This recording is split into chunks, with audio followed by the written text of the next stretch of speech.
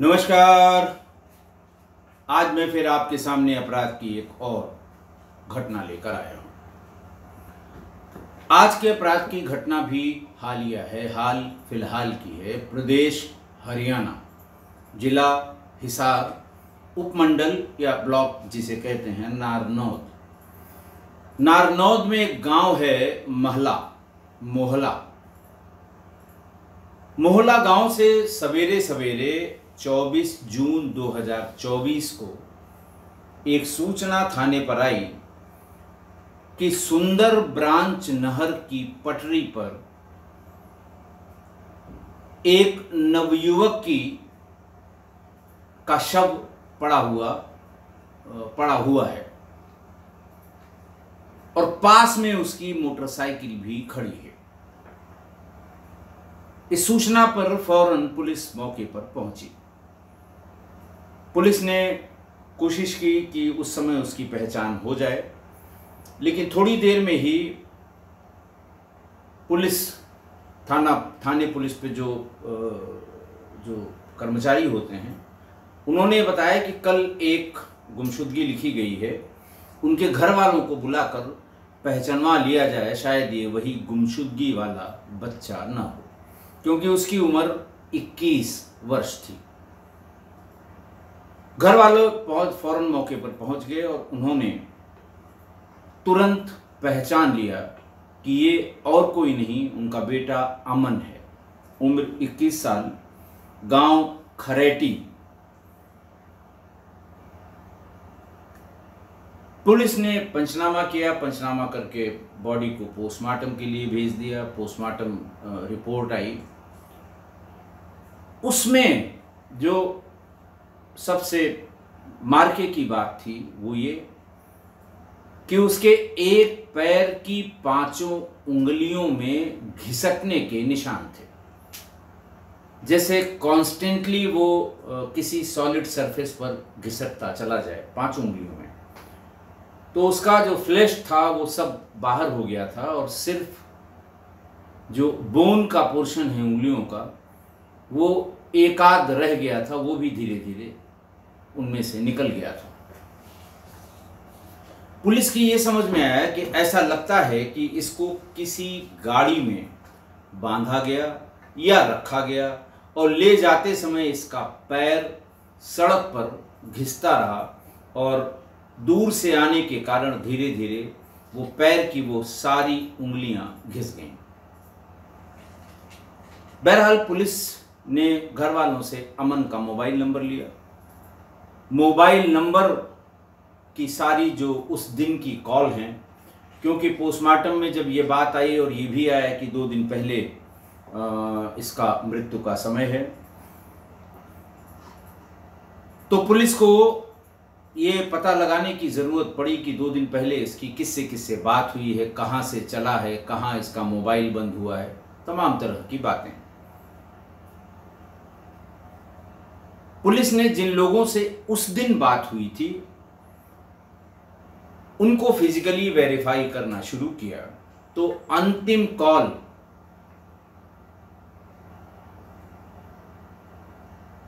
उसके मोबाइल पे जो उसके घर से बरामद हुआ, वो मोबाइल लेके गया था, लेकिन जहां बरामद हुआ जिसके पास से बरामद हुआ, आगे मैं बताऊंगा किसके पास से बरामद हुआ था, उसमें गुरुजी के नाम से एक कॉल, ये एविडेंस का पार्ट है कि गुरुजी के नाम से एक कॉल फीड थी। पुलिस ने उन गुरुजी को भी वेरीफाई करना शुरू किया, तो पता ये लगा कि ये वहीं पर एक डेरा है, जैसे हर गांव 2 गांव के बीच में साधुओं का डेरा होता है, वो डेरा गांव बछड़पर में उसकी लोकेशन भी आई थी और वो गुरुजी भी उस बछड़पर गांव में गांव के डेरे पर मिल गए। उनसे ये पूछने के लिए कि आप कैसे इसको जानते हैं,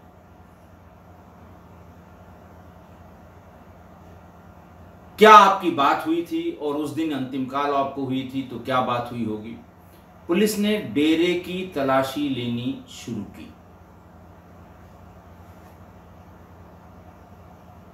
उसी में अमन का मोबाइल फोन मिल गया। पुलिस को यह समझने में देर नहीं लगी कि कुछ न कुछ यहां गड़बड़ जरूर था।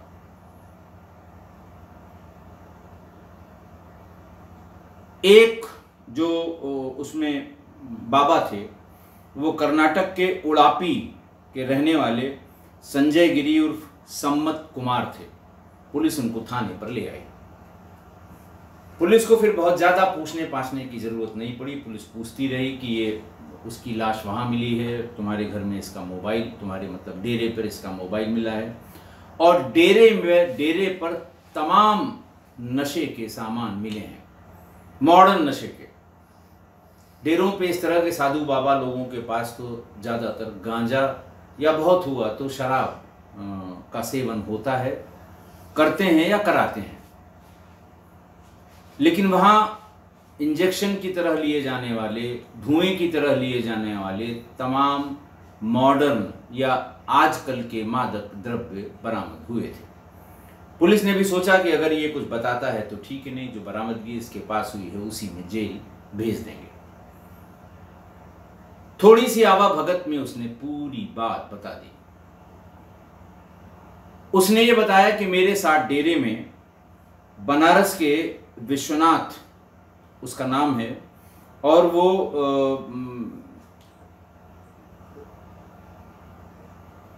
वो उसका जो वर्तमान का पता है सरसाना का जय गिरी है उर्फ देवव्रत।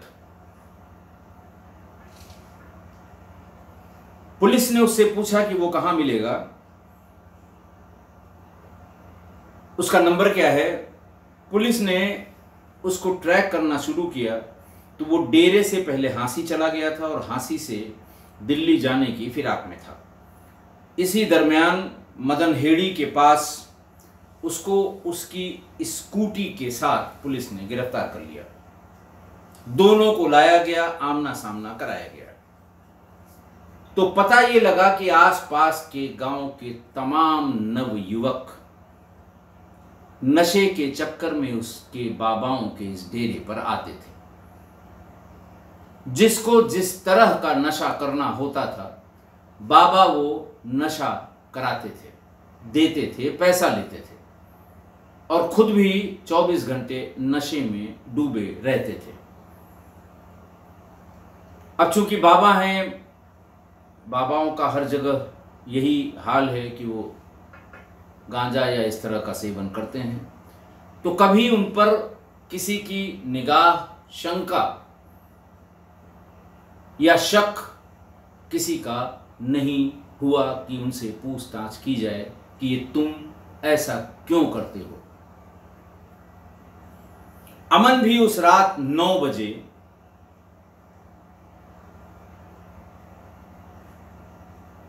तेईस जून की रात 9 बजे वो बाबा के पास बछड़ पर पे बाबा के डेरे पर पहुंच गया।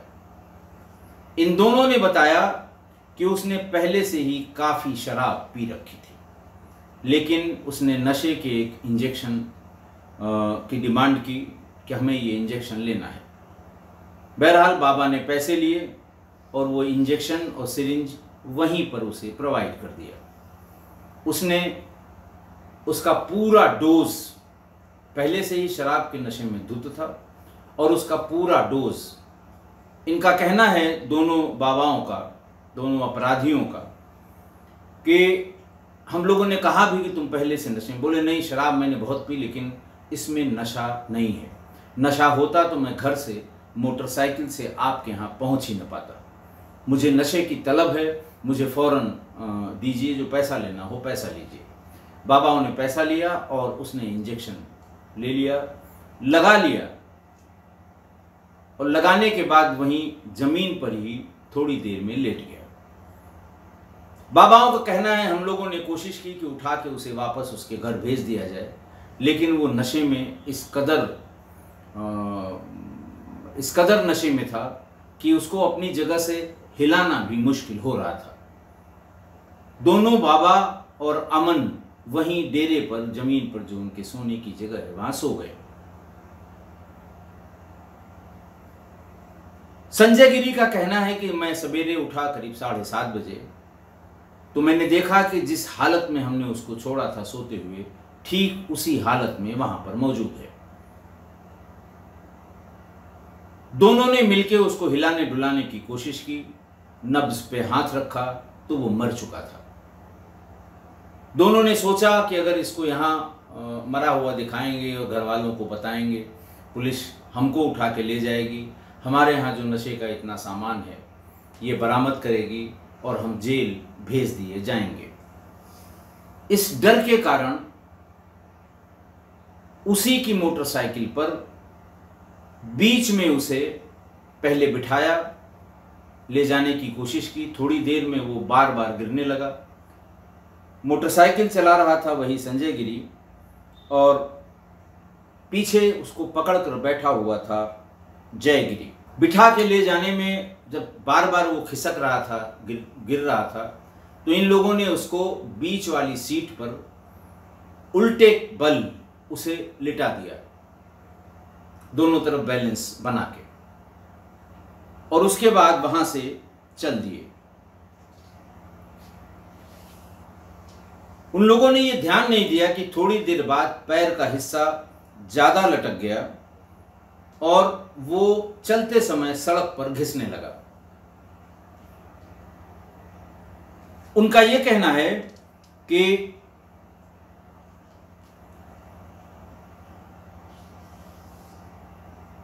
हम लोगों ने इसे सुंदर ब्रांच नहर में मैं मोटरसाइकिल के ढकेल दिया था और ये देख लिया था कि मोटरसाइकिल और ये दोनों ही डूब जाएं।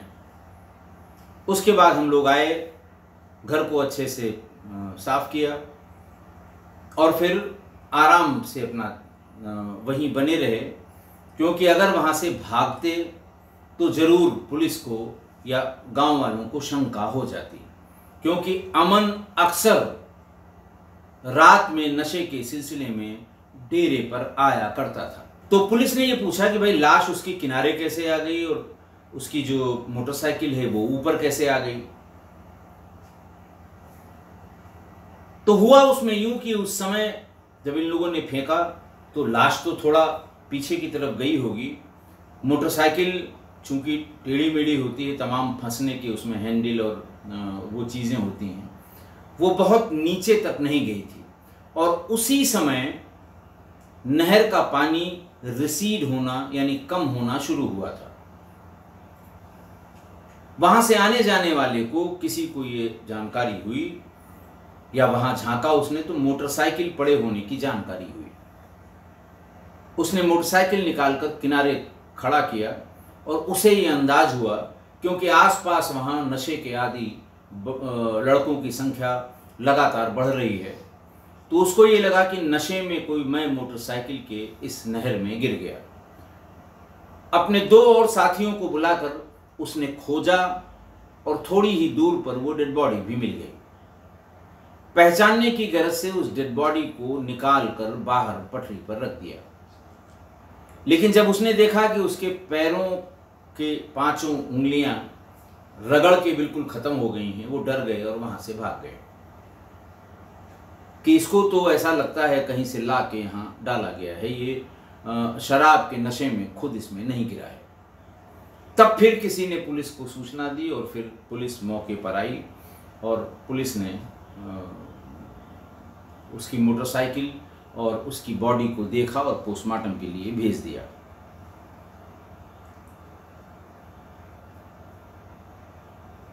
बास पुलिस स्टेशन पर, थाने का नाम बास है, बास पुलिस स्टेशन पर जब इनसे पूछताछ की जा रही थी तो गांव के तमाम लोग, मुअज्जिज लोग थाने पर मौजूद थे।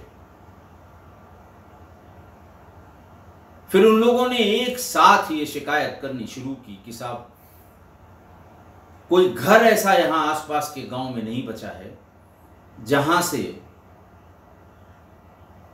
लड़के शाम को डेरे पर जाकर नशे का सेवन न करते हों। हर तरह का नशा इस डेरे पर मिलता है। पुलिस ने उनसे ये पूछा, उन लोगों से, कि आपने इसकी सूचना थाने पर क्यों नहीं दी। लोगों ने बताया कि जो हल्के के कांस्टेबल हैं, हेड कांस्टेबल हैं, इनसे हम लोग बार बार कहते रहे, लेकिन कभी किसी ने ना तो इनकी तलाशी ली, न इनसे पूछताछ की। अब आप समझ गए होंगे कि क्यों पुलिस वहां नहीं जा रही होगी, या पुलिस ने पूछताछ क्यों नहीं की रही होगी। नशे का कारोबार ही कुछ ऐसा है, जहरीली शराब का, अवैध शराब का, स्मैक का, बाकी किसी नशे का, जो भी ये काम शुरू करता है वो बिना स्थानीय पुलिस की मिली भगत के कर ही नहीं सकता। और ये बड़े पैमाने पर उस डेरे से ये नशे का कारोबार होता रहा। लोगों ने जब इंस्पेक्टर के मुंह पर या इंस्पेक्टर के सामने या थाना पुलिस के सामने ये बात कही कि किस किस ने कितनी बार हल्के की पुलिस को या हल्के के सब इंस्पेक्टर को ये बताया है और फिर भी कोई कार्रवाई नहीं हुई, पुलिस वालों ने बस हाथ जोड़ के उन्हें थाने से जाने के लिए कहा और ये कहा कि हम इन दोनों को गिरफ्तार करके जेल भेज रहे हैं। लोग वहां से नाराजगी में कह लें या गुस्से में कह लें, वहां से सभी लोग वापस चले गए। और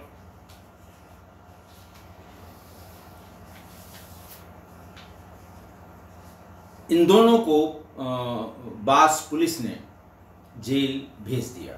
आज की घटना देखिए, आज की घटना बिल्कुल सामान्य थी। न तो इसमें जर यानी पैसे की कोई बात थी, न जोरू यानी महिला की कोई बात थी, न जमीन यानी भूमि विवाद की कोई बात थी, लेकिन हत्या हुई। विवेचना में भी कोई ऐसी बात नहीं थी। मृतक का मोबाइल नंबर लिया, सब उसका डिटेल निकाला, अंतिम कॉल पे कॉल की, वहां पहुंचे, वहां उसका मोबाइल मिल गया। साबित हो गया कि लास्ट अंतिम बार वो यहीं था, यहाँ उसका मोबाइल या छीना गया या छूट गया।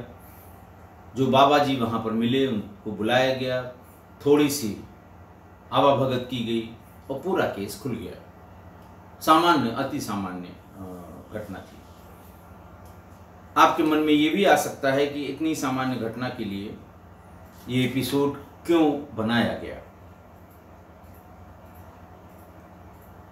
गंभीर बात यह है कि पंजाब को नशे की वजह से उड़ता पंजाब कहा जाने लगा, या अभी भी कहा जाता है। एक फिल्म भी आई उड़ता पंजाब पर, सबने देखी होगी। और ये माना जाता है कि वहां पर शुरुआत में नौजवान, फिर नशे की गिरफ्त में वहां की नौजवान लड़कियां, और फिर बाकी लोग भी उसमें शामिल होते गए और लगभग पूरा पंजाब नशे में डूब गया। इसीलिए उसको उड़ता पंजाब कहते हैं। तमाम कोशिश हुई, लेकिन इसको वहां पर हो सकता है कम किया गया हो, लेकिन बंद ये कभी नहीं हो पाया। और ठीक बगल का राज्य हरियाणा नशे के इस रोग से मुक्त था, बिल्कुल मुक्त था। वो इससे भी साबित होता है कि हरियाणा के पहलवान, हरियाणा की निशानेबाज और हरियाणा की एथलीटों ने पूरे देश में नहीं, कॉमनवेल्थ कंट्रीज में अपना सिक्का जमा के रखा है और अपना दबदबा बना के रखा है। और खासकर लड़कियों ने, अभी लड़कियों में इस नशे के रोग की बात, मतलब इस तरह के क्राइम के, अपराध के की सूचनाएं अभी तक मुझे पढ़ने को नहीं मिली हैं। वो नाम रोशन कर रही हैं, देश का नाम रोशन कर रही हैं। और यही वजह है कि हरियाणा में गांव-गांव राइफल शूटिंग रेंजेस बन गए हैं, पिस्टल शूटिंग रेंजेस बने हुए हैं। रेसलिंग के अखाड़े में लड़के लड़कियां दोनों जोर आजमाइश, रियाज वर्जिश करते हैं। और उनका जो मुख्य आहार है या खाना पीना है वो दूध, जिसके लिए हरियाणा मशहूर है। दूध और फल, बड़ी मात्रा में दूध का सेवन करते हैं और फल खाते हैं। खाने की क्वांटिटी कम होती है, क्योंकि उससे फिटनेस पर प्रभाव पड़ता है। इधर 1-2 साल से हरियाणा में भी ये नशे का कारोबार पंजाब से निकलकर फैलने लगा है। पंजाब में तो पूरा तंत्र ही इस नशे में डूबा हुआ है, टॉप टू बॉटम। क्या राजनीतिक लोग, चाहे वो मंत्री हों, चाहे विधायक हों, और क्या पुलिस अधिकारी, चाहे वो डीजी के लिए तो नहीं कहा गया, लेकिन डीजी से नीचे के सभी अधिकारियों के बारे में अखबारों में खबरें छपती रहीं कि सब इस नशे के कारोबार को खाद पानी देते रहे और अपना हिस्सा लेते रहे। किसी को नौजवानों की, नई पीढ़ी की कोई फिक्र नहीं थी कि ये पीढ़ी कहां जा रही है, ये पीढ़ी कहां जाके रुकेगी। ये भी नहीं सोचा कि यही पीढ़ी है जो हमारे देश की नींव है, रीढ़ है। लेकिन नशे ने पंजाब को बर्बाद कर दिया और अब इसे जड़ से खत्म करने के लिए पहली बात तो दृढ़ इच्छा शक्ति, वो भी टॉप टू बॉटम। दृढ़ इच्छा शक्ति चाहिए, दृढ़ राजनीतिक इच्छा शक्ति चाहिए, क्योंकि अब वो नशे का कारोबार करने वाले ये बड़ा भारी पॉलिटिकल प्रेशर ग्रुप हो गया है पंजाब में। जो भी पंजाब से संबंधित हैं या जो उससे संबंधित खबरें पढ़ते हैं वो अच्छी तरह से जानते हैं। और इसको खत्म करने के लिए एक तो राजनीतिक इच्छा शक्ति, दृढ़ इच्छा शक्ति, पुलिस की अपनी इच्छा शक्ति, ये तो चाहिए ही चाहिए, लेकिन इसको जड़ से खत्म करने में अब बहुत समय लगेगा। इतना आसान नहीं है कि कोई नया आदमी आ जाए, कोई नया पॉलिटिकल सेटअप आ जाए, कोई नया पुलिस का सेटअप आ जाए और हफ्ते 10 दिन में इसको ख़त्म कर दे। ऐसा बिल्कुल संभव नहीं है। ऐसा ये जिसको कहते हैं जड़ों तक व्यवस्थ हो गया है ये नशे का कारोबार, कि इसको इतनी जल्दी उखाड़ के फेंकना लगभग असंभव है। और अगर हरियाणा में अभी ही सब ने मिलकर इसको नहीं रोका या इसको पनपने दिया, तो अगले 5 सालों में हमें नेशनल और इंटरनेशनल इवेंट्स में पदकों के लाले पड़ जाएंगे। यही वो यूथ है जो हमारे लिए इतना सम्मान खेल और खिलाड़ियों के माध्यम से अलग अलग खेलों में दे रहा है, क्योंकि मेहनती होते हैं, उनके नशे से उनका कोई लेना देना नहीं है। लेकिन अगर ये नहीं रोका गया तो आप देख लीजिएगा अगले 5-6 सालों में लाले पड़ जाएंगे मेडल के। जो अभी भर भर के मेडल ले आते हैं इसके लाले पड़ जाएंगे। इसलिए समाज के जिम्मेदार लोगों को, खासकर पेरेंट्स को, इसके क्रय और विक्रय दोनों पर नजर रखनी होगी। जहां भी ये बेचा जाता है या बच्चे जहां से ले आते हैं या जहां से मिलने की सूचना मिलती है, उसको अगर लॉ इन्फोर्सिंग एजेंसीज टाल मटोल करती हैं तो समाज में यूनिटी में बड़ी ताकत होती है। अगर सब मिलके उसको उखाड़ फेंकेंगे वहां से, तो फिर दूसरा कोई वहां पर विक्रय करने की या बेचने की हिम्मत नहीं करेगा। आपको आगे आना ही होगा। अपने बच्चों पे नजर रखिए, विक्रय पे नजर रखिए, और क्रय कौन कौन करके लाता है उस पे नजर रखिए, वरना पंजाब की तरह हरियाणा को भी उड़ता हरियाणा होने में देर नहीं लगेगी। आशा है आप मेरी इस बात से सहमत होंगे। आज के लिए इतना ही। बहुत बहुत धन्यवाद।